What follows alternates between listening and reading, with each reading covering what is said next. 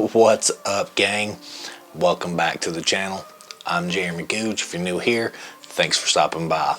On this channel we talk about all kinds of stuff, mostly photography and creative stuff, some gear reviews, but very few.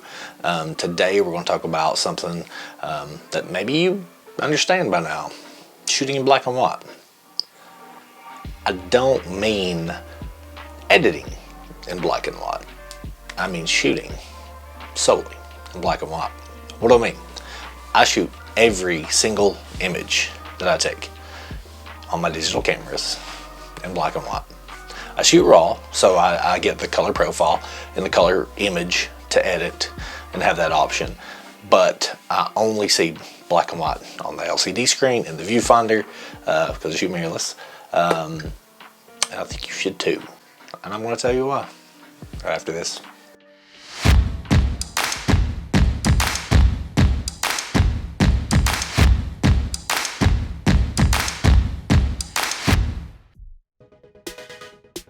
Let's back up a little bit.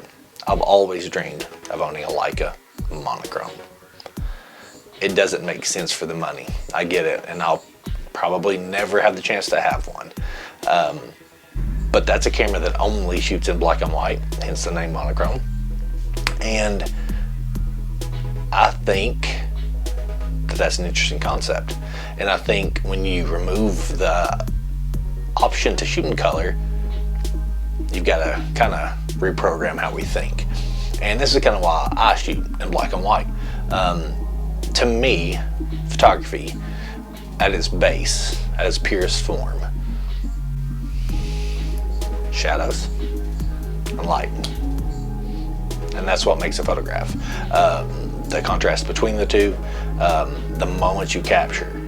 And to me, personally, when color is introduced, it gets confusing sometimes. I often think some of my compositions would change if I was seeing the color side of things. It could be a beautiful portrait or a moment of someone passing by, but if there's a terribly ugly green trash can in the frame, you might not take it. You could take it and then edit it in black and white if it didn't work for you, and that's totally fine. But in my process, I don't see a green trash can. I just see a moment, this piece of time that we can't get back. And I'm not saying you can't do that with color. Please don't misunderstand. I'm just saying, for me, removing color lets me focus on the things that make the photograph the strongest, in my opinion.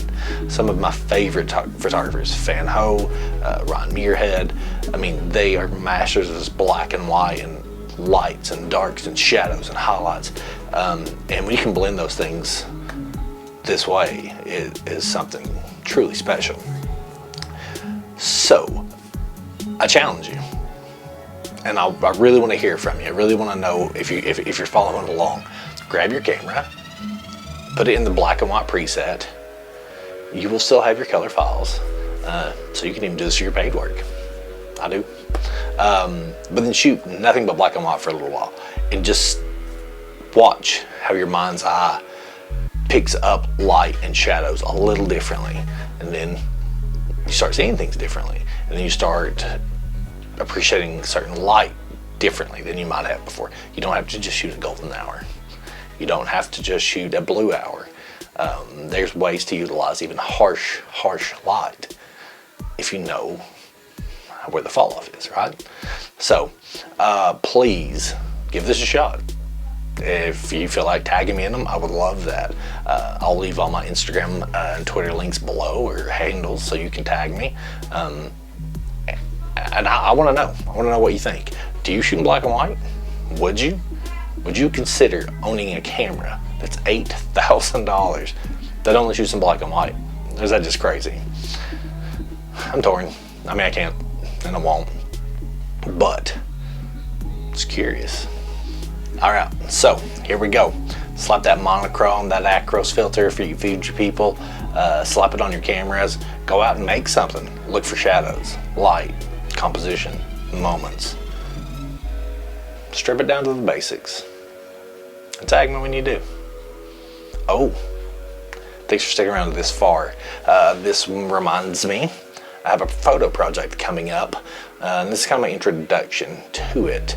I have decided to, I don't know the medium yet. I don't know if I'm gonna make a book. I don't know if I'm just gonna create some type of online gallery. I don't really know, of my black and whites, some of my favorites, and then I'm gonna give myself a few goals to hit going forward. So I'm stretching myself as well. I'm going to title this, well, we'll keep that a secret for now, but let's just say one of my favorite artists, musicians, is the inspiration for this one. So shout out to Trevor Hall, and I can't wait to see this thing come to fruition, and I hope you stick around, follow along. Can't wait to keep making stuff like this and connect with each and every one of you, because that's what I really enjoy about this, the community. Let's grow it together. Later.